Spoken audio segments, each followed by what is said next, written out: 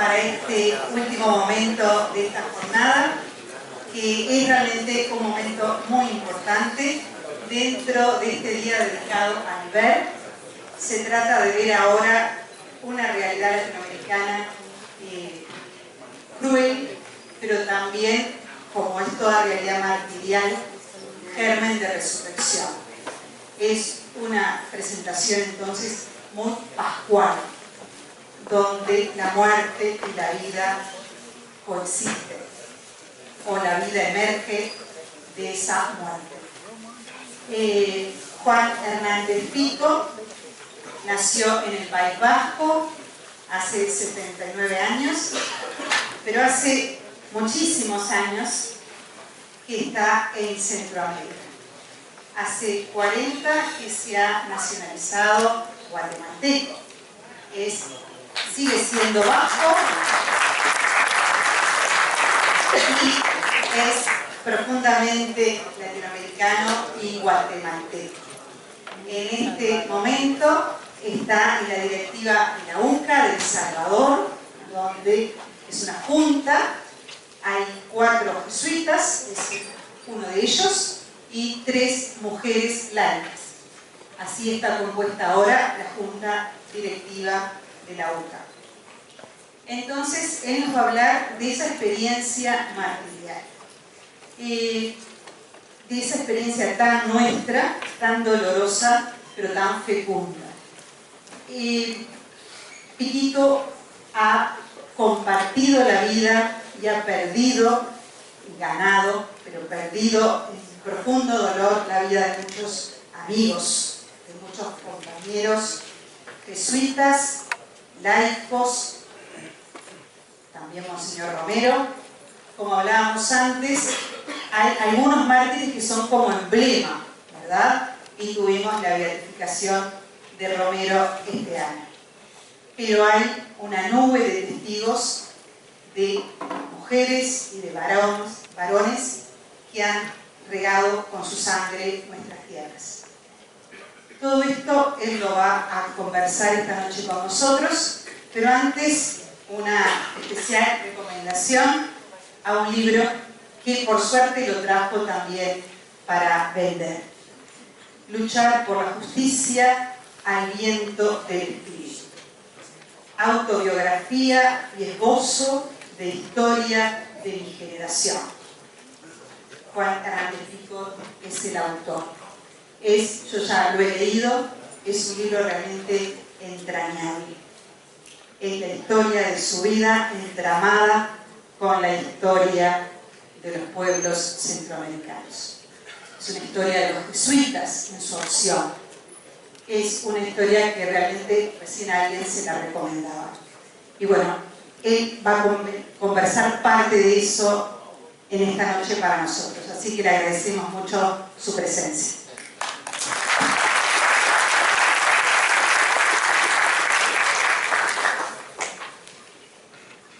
Gracias, Rosa.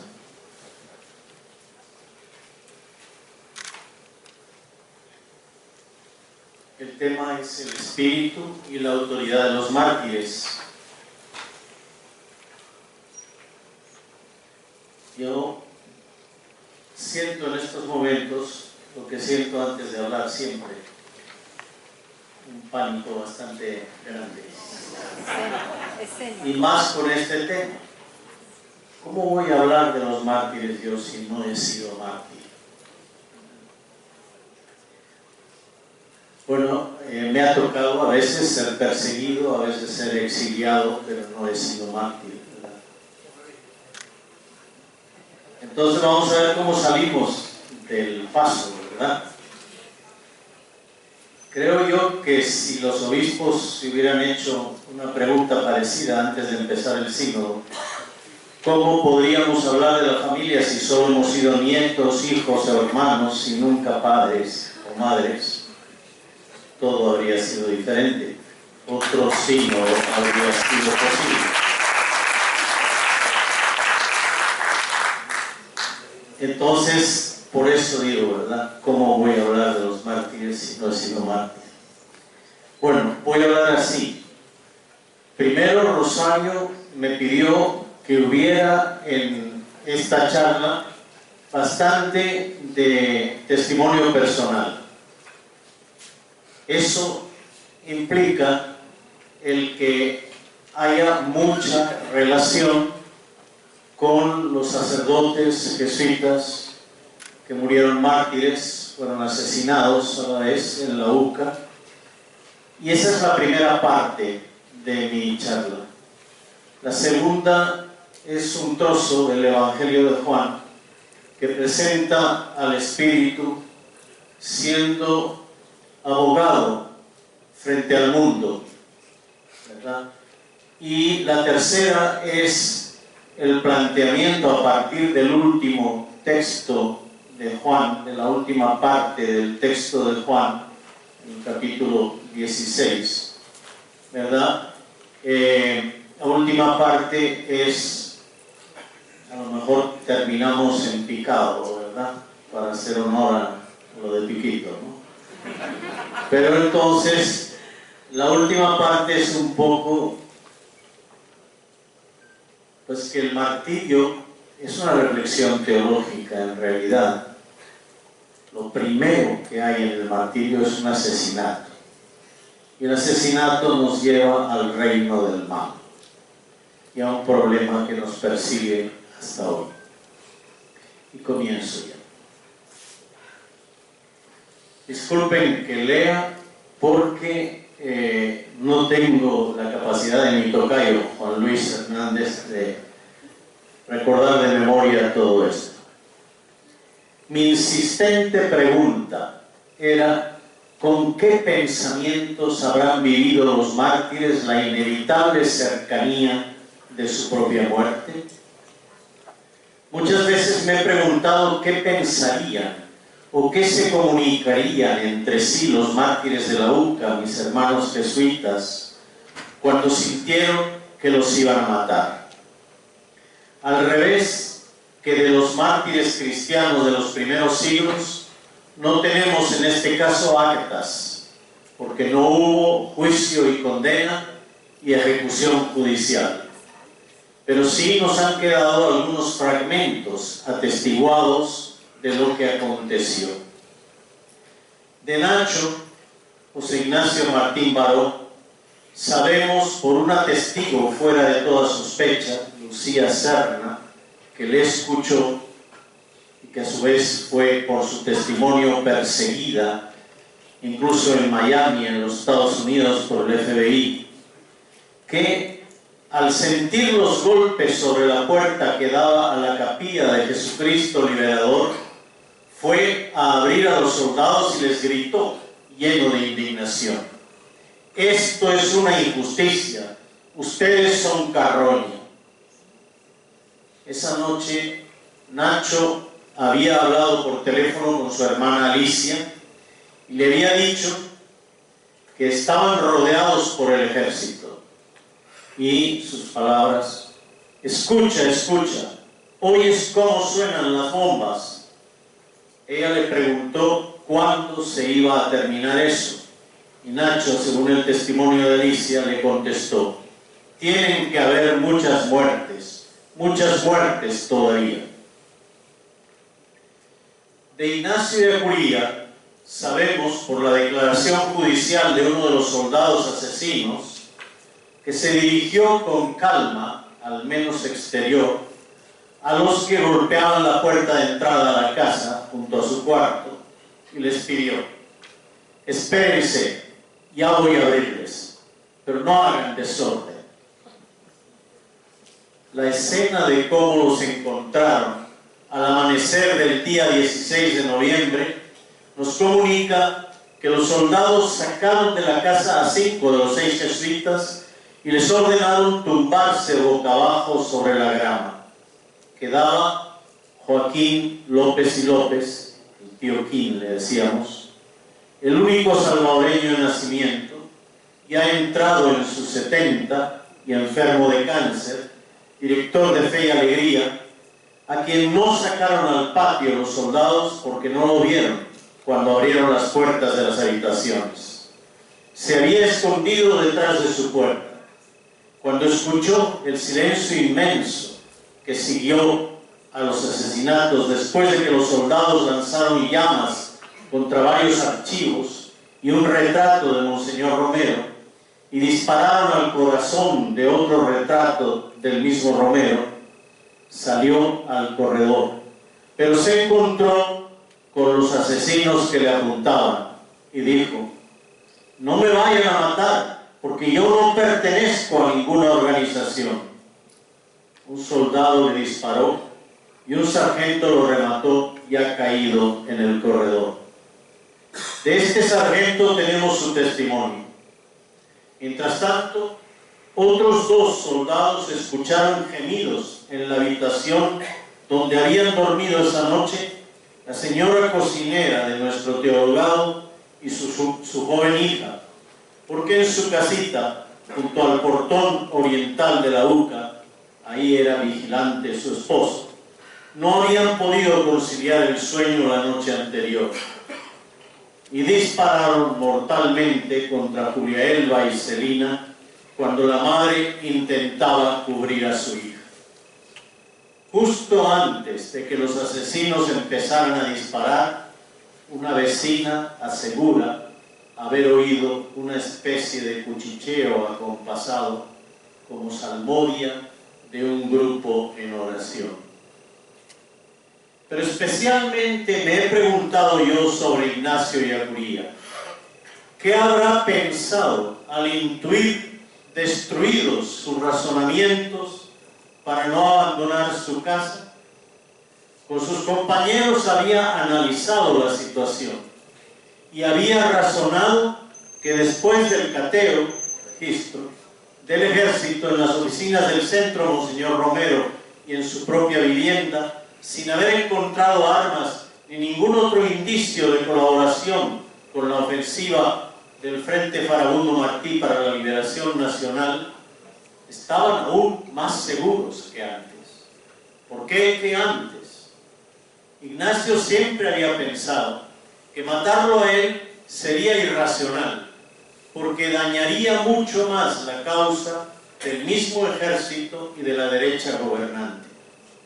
Ya en su oficina, la mañana siguiente al registro, el día 15, su asistente, Rolando Alvarado, joven jesuita nicaragüense, hoy provincial de los jesuitas en Centroamérica, que había vivido 10 años antes la insurrección de Managua, se refirió al cateo y le dijo: eso se llama reconocimiento.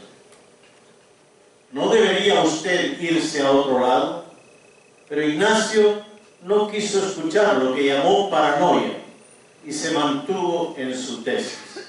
Si ya vinieron, vieron que no hay nada. Ignacio Ellacuría, que había analizado con tanta precisión y lucidez políticas la situación de El Salvador tantas otras veces, e incluso las propias amenazas contra él, que lo habían llevado a salir del país temporalmente en otras ocasiones, careció en esta ocasión tan tremenda de aquella precisión y lucidez. ¿Qué pensamientos le vinieron cuando, igual que a sus compañeros los soldados, le mandaron acostarse sobre la grama con su rostro contra ella? En cuanto a Segundo Montes, el superior de la comunidad, según uno de los asesinos, en el juicio, les abrió el portón, que llevaban 10 minutos golpeando con un tronco, un señor Chele, que vestía pijama, quien le pidió que dejara de golpear, porque ellos estaban conscientes de lo que les sucedería. De hecho, el único de los asesinados que solo vestía pijama fue Segundo Montes. Es evidente que si Segundo Montes estaba consciente, también Ignacio Ellacuría y los demás compañeros lo estaban ya en aquella hora decisiva. En la hora de la muerte inminente, la disponibilidad para dar la vida por los demás, suscitada por el Espíritu. ¿Puede uno creer que parece imposible que Ignacio de Ecuría, que había sido testigo del asesinato de Monseñor Romero, pensara que matarlo a él sería más irracional que matar a Romero. Sabiendo como sabía que su propia postura de luchar por terminar la guerra negociando, sin victoria militar de ningún lado, iba contra los intereses del ejército y la derecha más fanática. De hecho, 3 o 4 meses antes, John Sobrino, un gran ausente entre nosotros por su enfermedad, me había contado que por primera vez Ignacio le había dicho: ahora sí puede pasar. Ahora. Es decir, con el partido Arena en el poder, fundado por el presunto asesino de Romero, el mayor Dauison.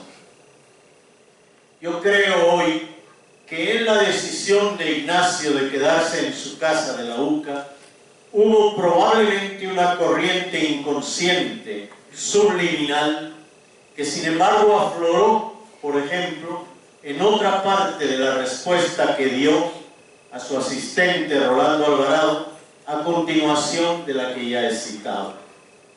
Y en última instancia le dijo: ¿a dónde quieres que nos vayamos a quedar? ¿A la embajada? De Estados Unidos, obviamente, ¿no? Hemos peleado desde aquí y aquí nos vamos a quedar. En esta hora crucial, cuando el pueblo de los barrios marginados estaba siendo masacrado como respuesta a la ofensiva guerrillera, no se trataba de esconderse, como sí había sido el caso en otras oportunidades.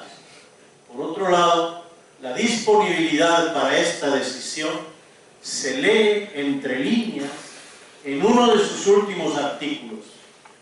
Ignacio acababa de escribir y publicar en el último número de la Revista Latinoamericana de Teología un artículo fundamental en su modo de hacer teología, que llevaba como título Utopía y Profetismo desde América Latina. Y en él se leen estas palabras tan coherentes con el tema de este congreso y con el énfasis de mi presentación. Cito: de ahí que este hombre nuevo se defina en parte por la protesta activa y la lucha permanente, las cuales buscan superar la injusticia estructural dominante, considerada como un mal y como un pecado, pues mantiene a la mayor parte de la población en condiciones de vida inhumana. Lo negativo es esta situación que en su negatividad lanza como un resorte a salir de ella, pero lo positivo es la dinámica de superación en la cual alienta el espíritu, con mayúsculas, de múltiples formas, siendo la suprema de todas la disponibilidad de dar la vida por los demás, sea en la entrega cotidiana e incansable o en el sacrificio hasta la muerte padecida violentamente. Típico, sin embargo, de este hombre nuevo, movido por el Espíritu, es que su motor no es el odio, sino la misericordia y el amor, porque ve en todos a hijos de Dios y no a enemigos por destruir. Es el fin de la cita. Creo pues que Ignacio de Ecuría alentaba en las vísperas de su asesinato aquel Espíritu Santo que le movió, en vez de a buscar refugio fuera, a arriesgar su vida en su permanencia en su nueva comunidad dentro del campus mismo de la UCA, el lugar desde donde había luchado con sus compañeros contra la injusticia estructural dominante en El Salvador. Es ese Espíritu de Dios, memoria de Jesús de Nazaret en nuestras vidas y en la historia, el que otorga suprema autoridad a la disponibilidad de dar la vida, no solo, y vuelvo a citar su artículo, en la entrega cotidiana e incansable, sino incluso en el sacrificio hasta la muerte padecida violentamente. Ese Espíritu de Dios fue también el que animó a Nacho Martín Baró a conversar por teléfono esa noche con su hermana Alicia y decirle con lucidez que antes de que terminaran los horrores de la guerra tenían que haber muchas muertes todavía. También subliminalmente, tal vez la suya propia y la de sus compañeros. Cuando el mismo Nacho tuvo el valor de denunciar la injusticia que se estaba cometiendo esa noche y de llamar carroña a quienes la cometían, sus palabras eran una clara denuncia profética motivada por el Espíritu de Dios, llena de rechazo valeroso de la injusticia, con indignación, pero sin odio contra los injustos que la cometían. Es ese mismo Espíritu de Dios el que le dio a Segundo Montes la autoridad para ordenar a los soldados que dejaran de hacer destrozos en la casa, porque ya ellos eran conscientes de lo que les sucedería. Me parece, pues, que detrás de su decisión de permanecer en su casa dentro de la UCA, una decisión aparentemente muy argumentada razonablemente, coexistía ya la sospecha de poderse equivocar, y con ella una decisión más profunda de arriesgarse a que les pudieran quitar la vida, cito una vez más, en el sacrificio hasta la muerte padecida violentamente. De hecho, habían ya experimentado la fuerza del odio concentrada en los numerosos atentados dirigidos contra su casa y contra la UCA. 25 en total. 2 de ellos podían haber sido mortales. En el primero, una bala había traspasado el respaldo de la silla del comedor donde se sentaba habitualmente el que presidía la mesa, pero ninguno estaba sentado allí entonces. En el segundo, una bomba explotó a los pies de la cama donde estaba durmiendo Segundo Montes y podía haberlo dejado lisiado o haberlo matado la hemorragia en sus piernas, con solo que la bomba hubiera explotado un poco más cerca de su cuerpo. Las tumbas de los mártires convertidas en santuario para el pueblo. Desde hace casi 26 años, los mártires de la UCA han gozado de una gran autoridad. Para quien como yo lleva viviendo y trabajando en la UCA los últimos 8 años, es impresionante ser testigo de cómo se ha convertido en un santuario esa parte de la UCA donde están enterrados los mártires en la capilla de Jesucristo Liberador y donde se exponen sus reliquias en la sala memorial del Centro Monseñor Romero y donde se conserva el jardín en el que fueron asesinados, plantado de rosas por Obdulio, el jardinero esposo de una de las mártires, la señora Julia Elba Ramos, y papá de la otra, Celina, hija de ambos.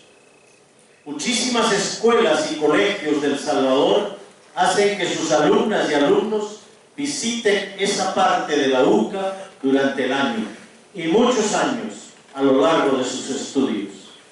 Vienen también peregrinaciones de los Estados Unidos, sobre todo durante los meses de junio a septiembre, y en los aniversarios de los asesinatos en noviembre y también en el mes de marzo, aniversario del asesinato de Romero, han venido peregrinaciones de España, de Inglaterra y también de otros países.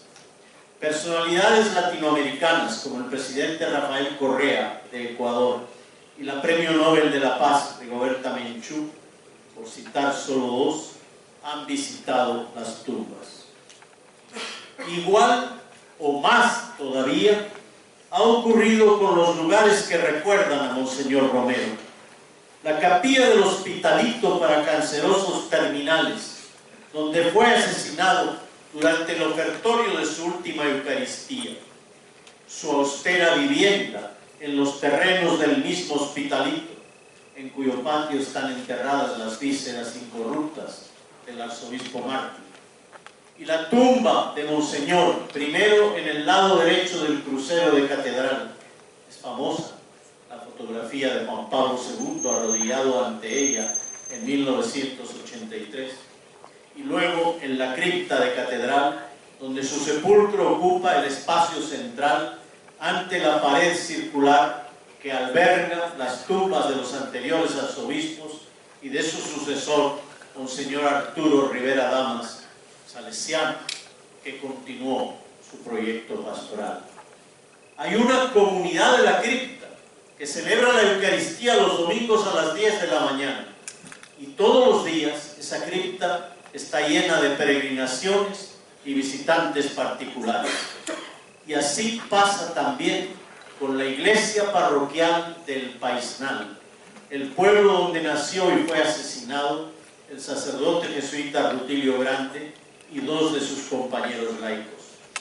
Cuando al Papa Francisco le preguntaron por primera vez los periodistas por el proceso de canonización de Romero, contestó él que estaba ya desbloqueado y añadió que también había que mover el de Rutilio. Y se está moviendo, ya se abrió el proceso en la arquidiócesis de San Salvador. Eran ambos, Romero y Rutilio, amigos del alma, y Romero pasó toda la noche del 12 al 13 de marzo de 1977 velando a Rutilio y a sus dos compañeros. 2 domingos después decidió celebrar en la arquidiócesis una misa única delante de catedral para protestar por el asesinato de Rutilio. Y esa misa única, que le enemistó con muchos de sus hermanos obispos y con el nuncio, le decía el nuncio: pero usted va a ser el culpable de que tantas gentes cometan pecado mortal por no poder ir a la misa. Fue el comienzo de aquella pastoral profética que culminó con su martirio. Entro pues en el siguiente punto, el segundo. La autoridad de los mártires viene de una vida y una muerte reivindicadas por el Espíritu Santo en la historia como paradigmas de plena humanidad. ¿De dónde ha venido su autoridad? Dicho breve y teológicamente, su autoridad viene de una vida y una muerte reivindicadas por el Espíritu Santo, dado por el Padre de Jesús de Nazaret. El abogado por antonomasia, como vida y muerte llenas de razón, justificadas por él, presentadas al mundo en la historia como auténticos paradigmas de generosa y plena humanidad. Fue ese mismo Espíritu Santo quien los hizo poco a poco padres de los pobres. Así dijo Francisco en la carta de beatificación de Romero.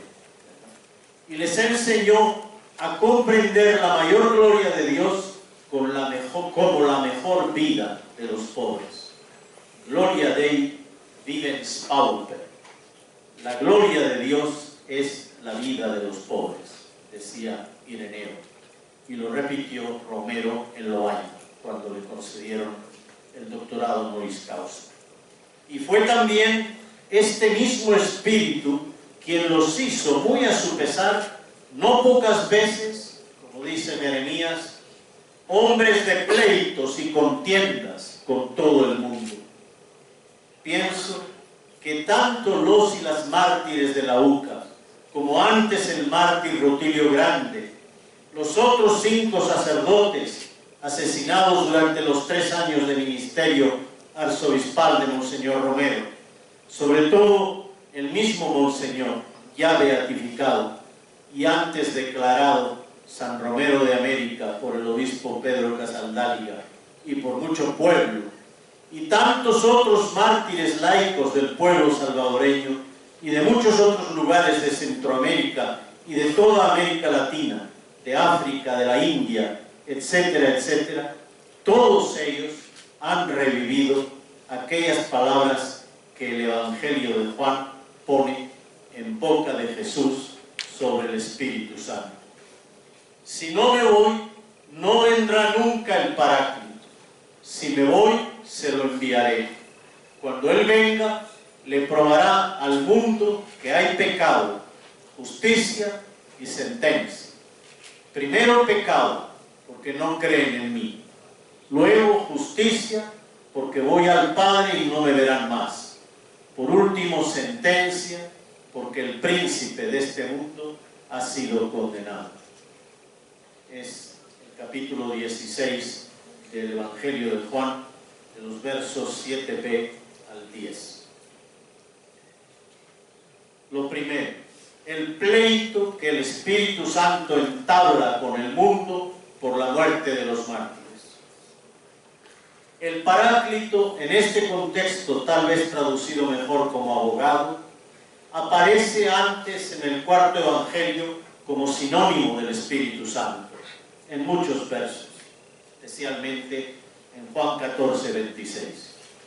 Según este texto que acabamos de citar, como en el caso de Jesús, el asesinato martirial de los jesuitas de la UCA, igual que el de Romero, Angelelli, Joan Bosco, Penido Burnier, Chico Méndez, Toro Fistán y tantas otras, se convirtió pronto en un proceso que el Espíritu Santo entabla contra el mundo. Es decir, contra el mundo que no reconoció la luz verdadera que ilumina a toda persona, como dice el prólogo. Contra el espíritu de este mundo que los asesinó y que con su muerte violenta pretendía dejar definitivamente establecido el fracaso de su causa. Este texto de Juan que hemos citado no es de fácil comprensión a primera vista. Seguro que mi amigo Mesters lo interpretaría mucho mejor que yo. Pero en fin, aquí estamos. Es necesario explorar la exégesis que de él han hecho algunos de los mejores intérpretes del Evangelio de Juan. Un buen exegeta, Francis Moloney, habla de la labor del Espíritu a partir del verbo elenkein, que usa el cuarto Evangelio como un pasaje difícil, porque ese verbo puede significar tanto culpar como condenar, convencer, desenmascarar, avergonzar o investigar. Y afirma que la mejor manera de interpretarlo es en el contexto en que lo usa el cuarto Evangelio en otros lugares. Es decir, la crisis que desencadena en el mundo la presencia de Jesús como revelación de Dios. Añade también Moloney que el relato juánico se parece a un proceso judicial, en el cual Jesús es el acusado, pero irónicamente son sus acusadores quienes son juzgados. El otro gran especialista en el Evangelio de Juan y en otros escritos juánicos, Raymond Brown, sacramentino, se decanta por traducir la acción del Espíritu Santo expresada en este pasaje, ya lo hemos dicho, por el verbo elenkein, como probar y no como convencer. Y la razón, dice, es que este mundo pertinazmente malvado, uno de los dos sentidos que saben ustedes que tiene mundo en el Evangelio de Juan, el otro es bueno. Amó Dios tanto al mundo que le entregó a su Hijo, ¿verdad? Pero en este caso es un sentido malo, ¿verdad? Y dice Raymond Brown, la razón es que este mundo pertinazmente malvado es incapaz de aceptar al Paráclito. Y cita el capítulo 14 de Juan en el verso 17. No se puede hablar, pues, de convencer al mundo. Se trata de un proceso que el Espíritu entabla contra el mundo.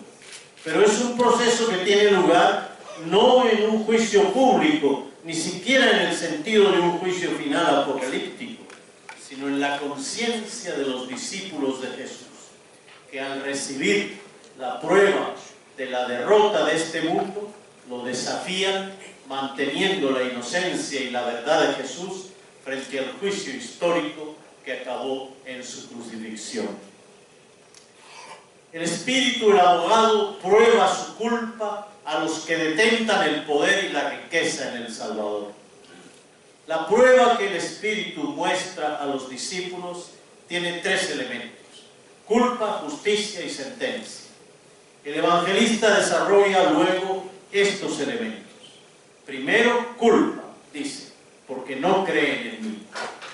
Todo el Evangelio de Juan está surcado por la cuestión de la fe en Jesús. Ya desde los primeros capítulos se establece que, cito, la luz vino al mundo y los hombres prefirieron las tinieblas a la luz, porque sus acciones eran malas. Recordemos que el contexto en que fue escrito este Evangelio es el de la ruptura entre la sinagoga como institución representativa del pueblo de Israel después de la destrucción del templo y de la ciudad santa de Jerusalén, y las comunidades judeo-cristianas expulsadas de las sinagogas alrededor del sínodo de Yamnia en el último cuarto del siglo I. Para Juan, el mundo opuesto a Jesús es precisamente el que coincide con los sucesores de aquellos sumos sacerdotes y fariseos que se negaron a creer en Jesús y buscaron su ejecución. Se trata ciertamente de una situación dual, donde se ubican por un lado los judeocristianos creyentes en Jesús y por otro los judíos que no han creído en él. Una situación que requiere toma de postura. Naturalmente, este punto de vista del evangelista en el cuarto evangelio no significa una condena de cualquier persona o grupo de personas o pueblo que no crea en Jesucristo.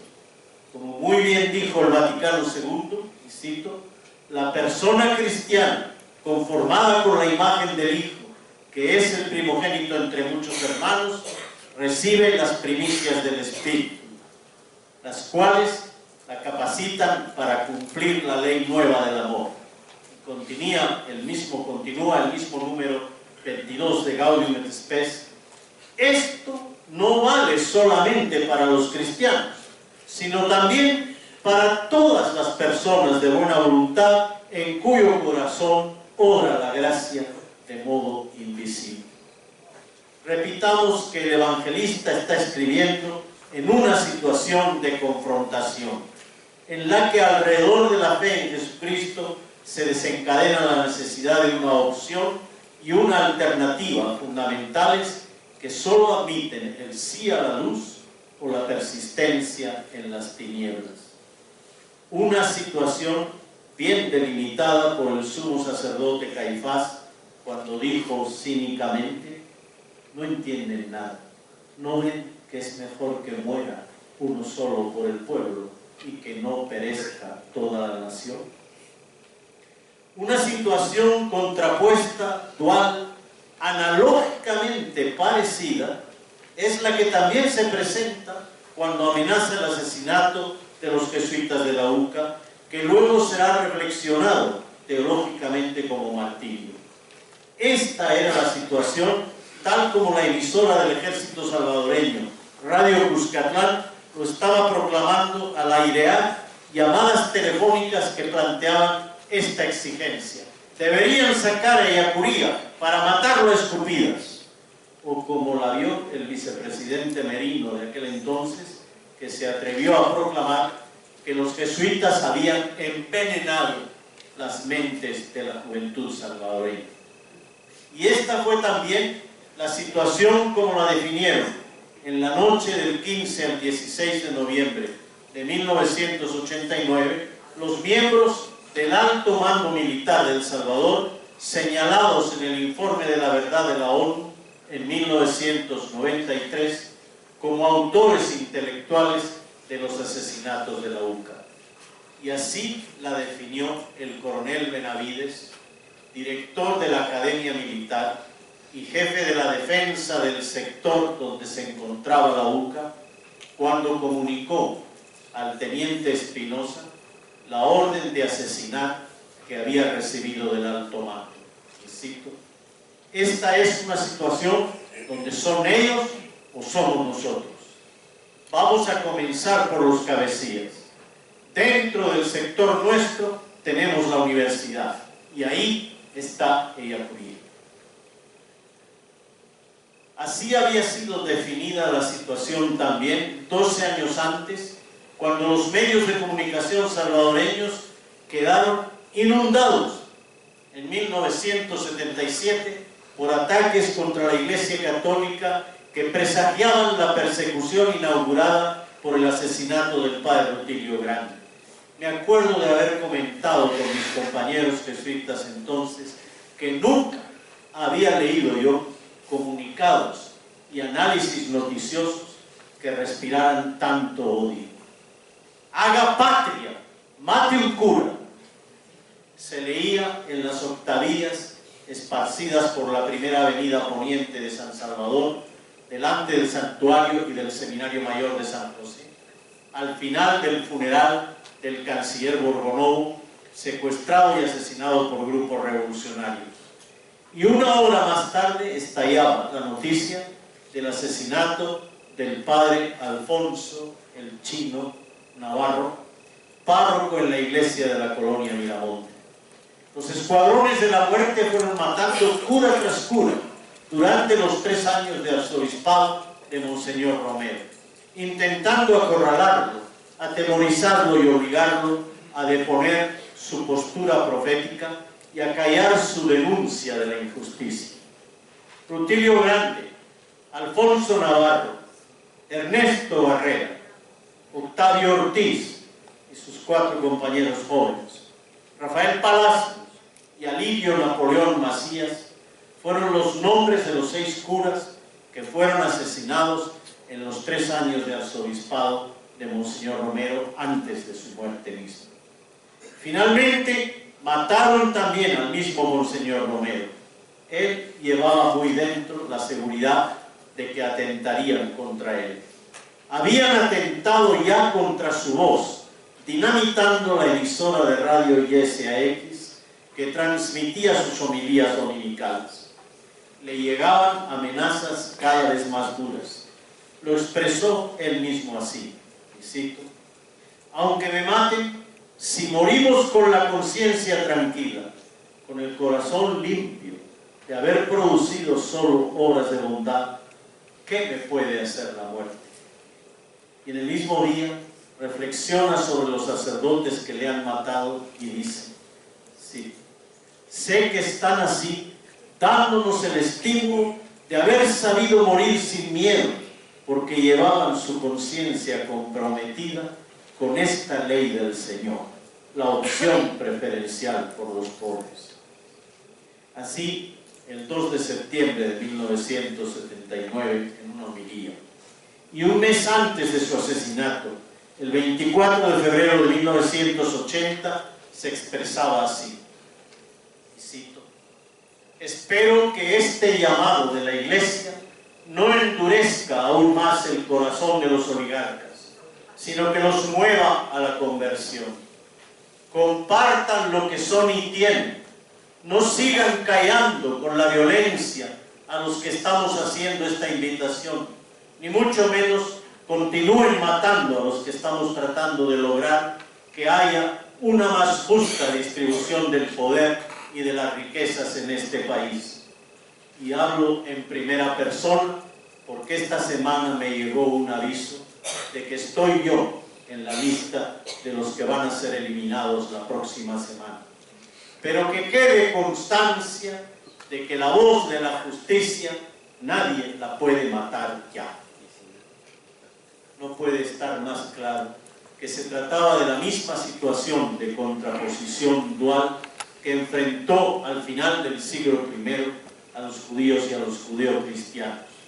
Ahora, entre 2 maneras de ver la vida en El Salvador, una la de quienes querían el nombre de Jesús, y cito palabras de Rutilio Grande: una mesa común para todos, cada cual con su taburete y que a nadie le falte el porqué. Y otra, la de quienes querían mantener un El Salvador privilegiado para la oligarquía. Y era ahí donde el Espíritu Santo probaba al mundo su culpa, porque ese privilegio, defendido a sangre y fuego, significaba no creer en Jesús, a pesar de que creer en el Dios de los ricos y de los poderosos era su modo de entender la religión católica. Segundo trozo de este texto de San Juan es: el Espíritu, el abogado, prueba ante el mundo que la muerte de los mártires es justicia, porque implica su triunfo eterno e histórico. El texto del evangelista Juan continúa así: luego justicia, y la prueba es que me voy con el Padre. Resuena aquí anticipadamente la fe de Jesús, que espera su glorificación. Jesús sabe que le van a quitar la vida, pero en medio de la angustia que eso le provoca, ahora mi espíritu está agitado. ¿Y qué voy a decir? ¿Que mi Padre me libre de este trance? No, para eso he llegado a este trance. Jesús espera que su Padre le glorificará y entiende su muerte inminente como instrumento de reunión para muchas personas. Cuando yo sea elevado de la tierra, atraeré a todos hacia mí. Lo decía indicando de qué muerte iba a morir. Podemos suponer que Jesús de Nazaret, a estas alturas de su vida pública y después del enfrentamiento tan serio con los judíos, intuye ya el tipo de muerte que le espera, es decir, la crucifixión. No se puede descartar esta conciencia del modo de su muerte, puesto que más tarde, en el proceso mismo de Jesús, quedará muy claro que los sumos sacerdotes y los fariseos no se contentan con cualquier muerte, quieren esa muerte de la crucifixión que convierta a Jesús en un maldito y lo desacredite ante el pueblo, como dice el Deuteronomio en el capítulo 21. Precisamente Jesús, en la visión teológica del cuarto evangelio, espera que todo suceda de modo inesperado para sus enemigos judíos, que sea esa muerte la que su Padre transforme en triunfo atrayente para tanta gente. La conciencia de Jesús aparece aquí, alimentada por su esperanza. La historia ha confirmado esa esperanza. Es el crucificado el que triunfará y en su resurrección atraerá a tanta gente en este mundo a lo largo de milenios. Es esto lo que Pedro anuncia el día de la venida del Espíritu en la fiesta de Pentecostés. Cito: a este Jesús crucificado por ustedes, Dios lo ha resucitado y lo ha nombrado Señor y Mesías. Es el Espíritu quien una vez más establece la autoridad de Jesús crucificado y resucitado en plena fiesta de Pentecostés. Esto me parece importante, porque ¿qué pasa con los mártires? Según un periodista guatemalteco, José Calderón Salazar, Monseñor Romero le dio una entrevista poco antes de ser asesinado. El periodista la publicó después del asesinato de Romero, y en este después se ha fundamentado una duda histórica, aparece en la biografía que escribió un miembro, muy buen historiador por otra parte, de la comunidad de Sant'Egidio, sobre si serán de Romero algunas de las palabras de la entrevista o habrán sido invento del periodista, puesto que dicen parecerían mostrar en Romero una especie de conciencia de mesianismo impropia de él. ¿De qué palabras se trata? Hablando de la amenaza contra su vida, Calderón Salazar afirma que Romero le dijo: si me matan, resucitaré en el pueblo salvadoreño. Se ha dicho que estas palabras son inverosímiles en los labios de una persona como Romero, líder humilde que afirmaba que, cito, con este pueblo no es difícil ser buen pastor, y creyente en la resurrección de los muertos. Pero en la misma homilía en la que afirma esa resurrección de los muertos, dice: si morimos con la conciencia tranquila, es del 2 de septiembre de 1979. Con el corazón limpio de haber producido solo obras de bondad, ¿qué me puede hacer la muerte? Cada sacerdote muerto es para mí un nuevo concelebrante en la Eucaristía de nuestra diócesis. Una semana más tarde, rechazando la acusación de la extrema izquierda que decía que yo soy opio, contestaba: nunca.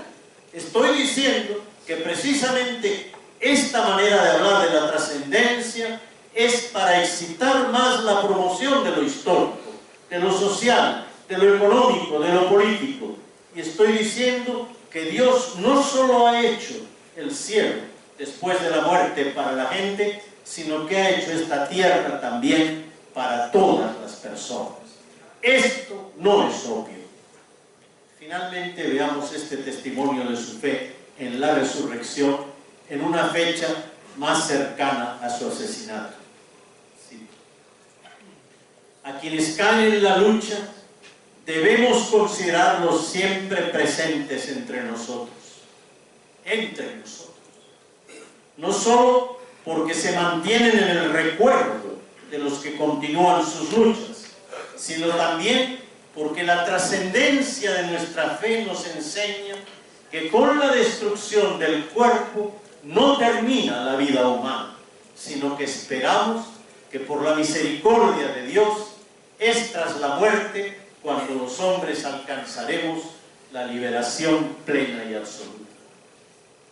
Así pues, tanto en Jesús como en Romero, la fe esperanzada en la resurrección de los muertos es perfectamente compatible con la fe esperanzada en que la muerte martirial tendrá ese efecto terrenal, histórico, de atracción para mucha gente.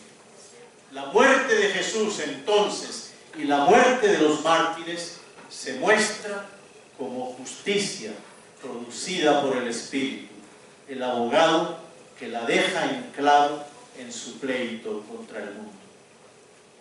Tercero, el Espíritu Santo prueba al mundo que el mal está ya condenado. Y sin embargo, el mal nos sigue acechando en la historia.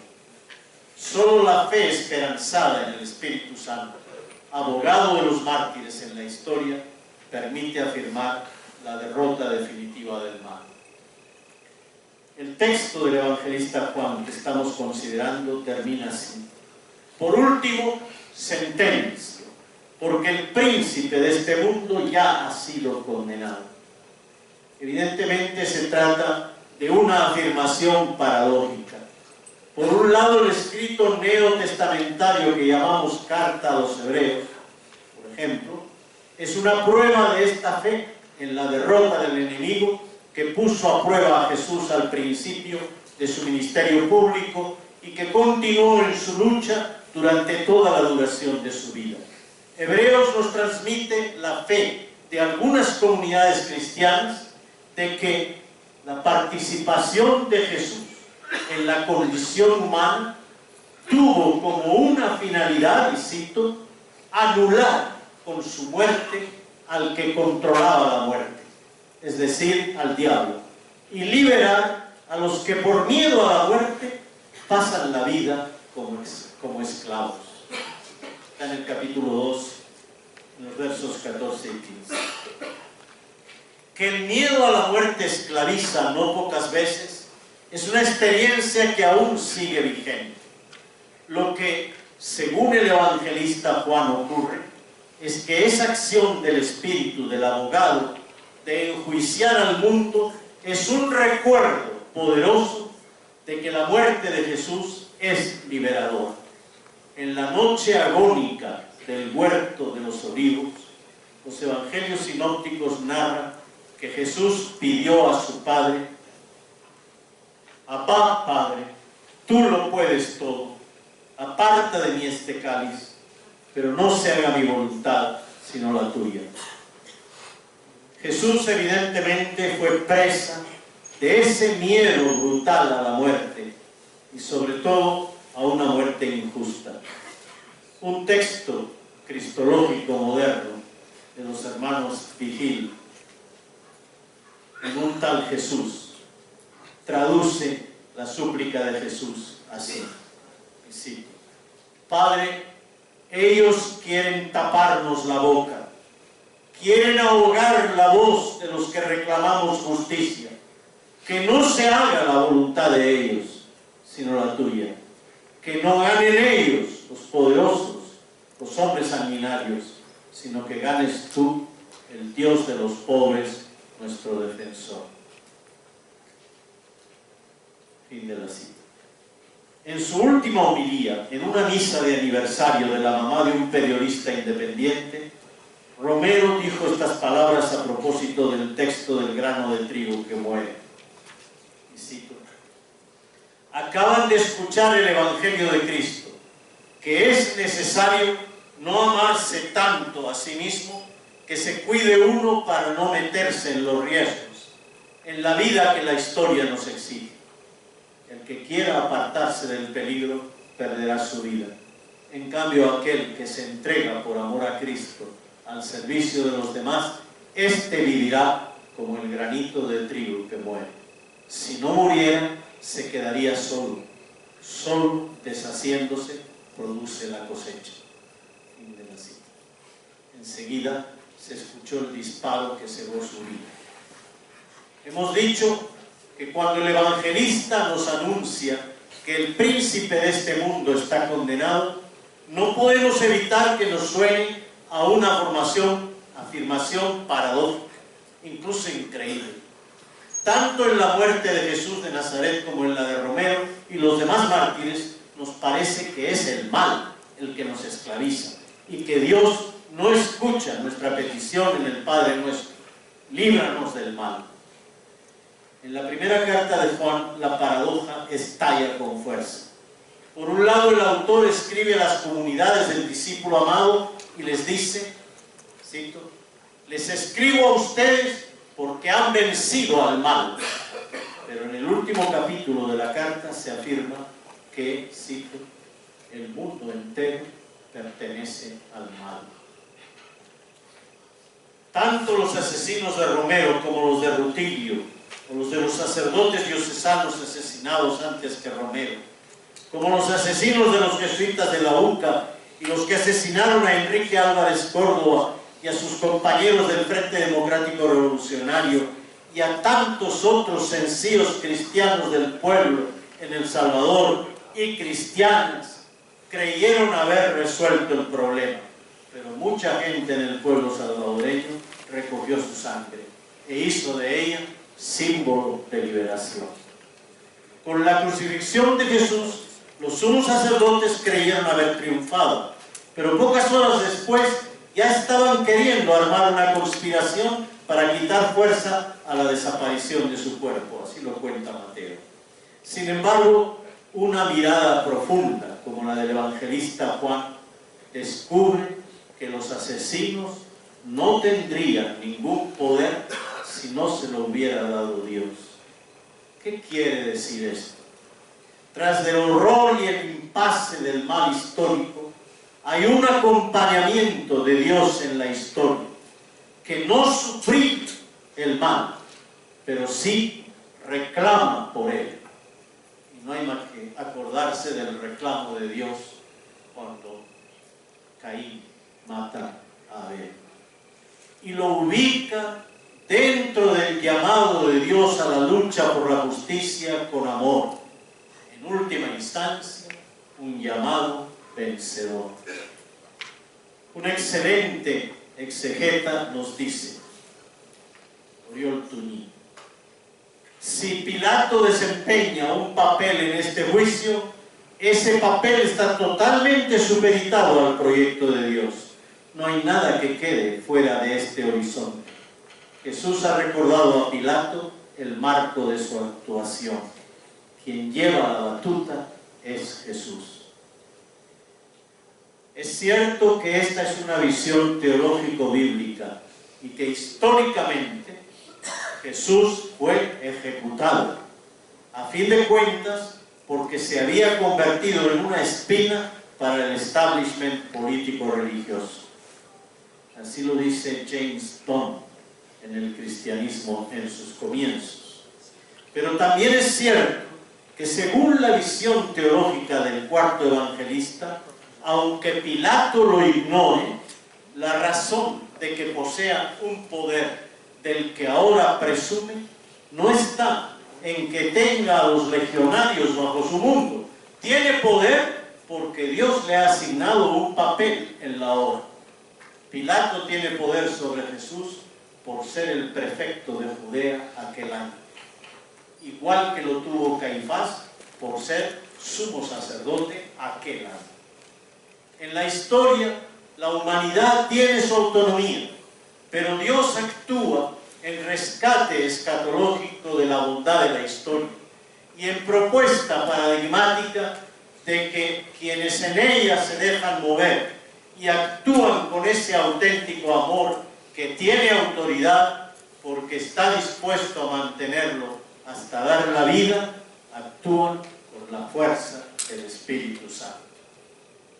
La paradoja, desde luego, continúa en la historia y solo la continuidad de la fe esperanzada en el Espíritu Santo, abogado de los mártires en la historia, permite afirmar la derrota definitiva del mal.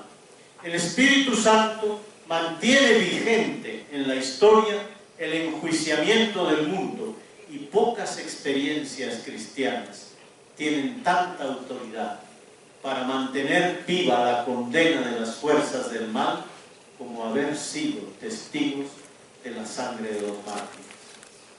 Hay una frase en la llamada Carta a los Hebreos que a primera vista produce horror y rechazo.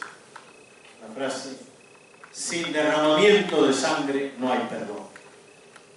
Aunque la frase se refiere a la costumbre establecida en la ley mosaica de conseguir la purificación de los pecados con sacrificio de animales y sellar también así la alianza entre el pueblo y Dios, hay otro modo experiencial de comprender esa frase. La vida nos cambia cuando somos testigos de la sangre de los asesinados. En Centroamérica, en pleno último tercio del siglo XX, mataron a nuestros hermanos y ser testigos de la entrega de su sangre hasta la muerte nos cambió la vida. Es decir, nos la hizo más cristiana. Porque el Espíritu Santo, el abogado y también el consolador, nos dio la experiencia de que gracias a Él, Jesús de Nazaret, el crucificado resucitado, estará con nosotros todos los días hasta el fin de la historia, como dice Mateo, o dicho de otra manera, como buena noticia de hoy que viene de los pobres, según nos comunica Víctor Codina, que Diosito nos acompaña siempre. Palabra de una mujer del pueblo. Así pues, la autoridad de esa sangre nos permitió empezar a vivir en la dura paradoja y seguir afrontándola con la lucha por la justicia y la esperanza del triunfo de la vida de los pobres. Finalmente, el enfrentamiento con el mal, ya es hora, ¿verdad?, de que sea el final. Ya viene. El enfrentamiento con el mal, antes que mártires, fueron asesinados. Esto no nos ahorró el enfrentamiento con el mal en aquellos días saciados, porque antes de que los celebráramos nosotros y el pueblo, y los declaráramos teológicamente como mártires, los compañeros y compañeras que murieron fueron asesinados. Lo primero que les pasó fue, como a Jesús, ser víctimas de un crimen horrendo, porque no hay ningún crimen más horrendo que quitar la vida a seres humanos. Mucho más si pretende además que como consecuencia sea desautorizada su vida y oscurecido su valor. Cito: eran guerrilleros comunistas. Ahí conocimos el mal y su fuerza poderosa. Y eso, hermanas hermanas y hermanos, eso nos anonadó. Porque el mal anonada, asusta y acobarda, y es preciso reconocerlo. Por eso pedimos en el Padre nuestro, líbranos del mal. Después reflexionamos cristianamente y llegamos a la conclusión de que estábamos reviviendo la época de las persecuciones y de los mártires. Esta vez en un continente que se llamaba cristiano, católico, donde los perseguidores y asesinos eran creyentes confesos. 35 años más tarde, el sucesor de Pedro, el obispo de Roma, Francisco, firmó el decreto que hablaba de Óscar Romero, y cito, pastor según el corazón de Cristo, evangelizador y padre de los pobres, testigo heroico del reino de Dios. Termina la cita. Y mandaba que a este obispo y mártir en adelante se le llame beato, lo que quiere decir feliz, dichoso, bienaventurado. La verdad es que ni este honor ni la inmensa alegría del pueblo salvadoreño y de tanta gente alrededor del mundo, entre ellos todas y todos ustedes, puede hacer olvidar que detrás de un martirio, en la profundidad de la existencia humana de Óscar Romero, hubo un asesinato. Y que asesinados así fueron múltiples en El Salvador, en América Latina y en el mundo. Incluso se actuó con las víctimas más dura e inhumanamente que con Jesús y los mártires de los primeros tiempos, porque todos ellos tuvieron un juicio, aunque estuviera viciado por la injusticia. Con Romero y los mártires de hoy se trató de ejecuciones extrajudiciales. Este es, como dice la segunda carta a los tesalonicenses, el misterio de iniquidad, y no podemos ocultar ese horror.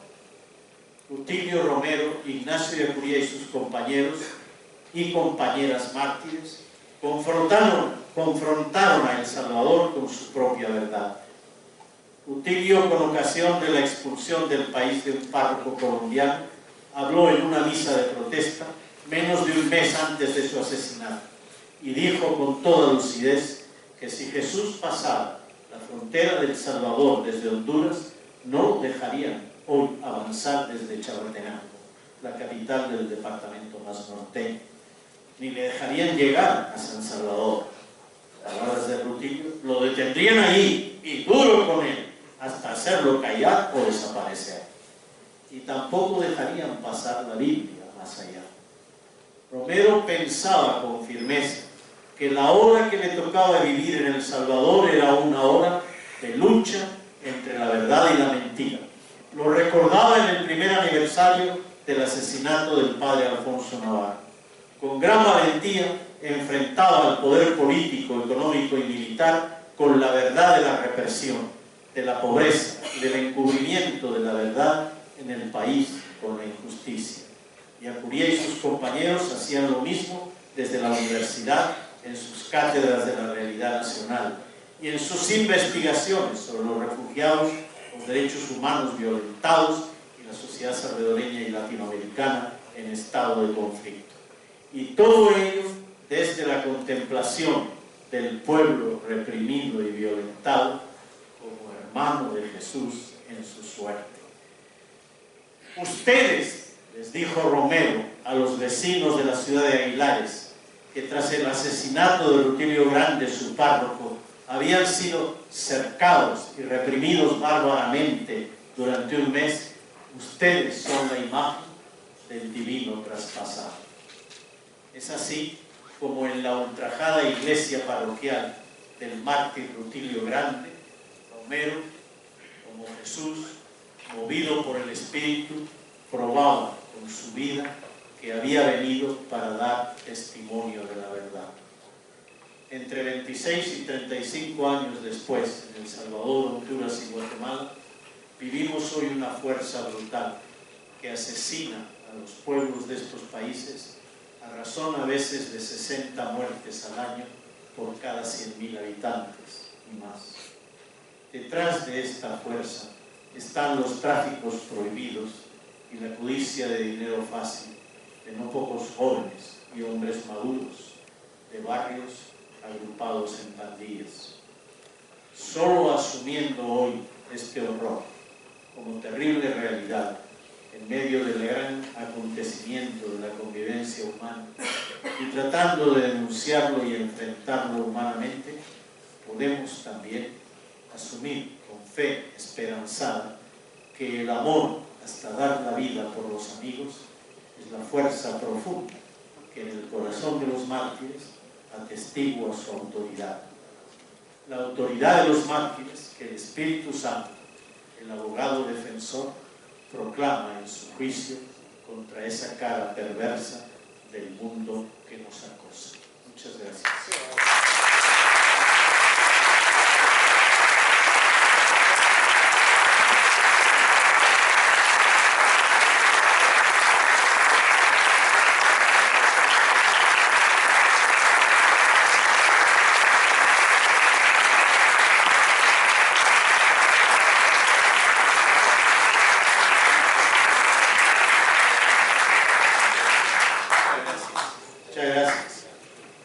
Solo decirles que hoy me vestí así porque estamos celebrando en El Salvador el 50º aniversario de la UCA.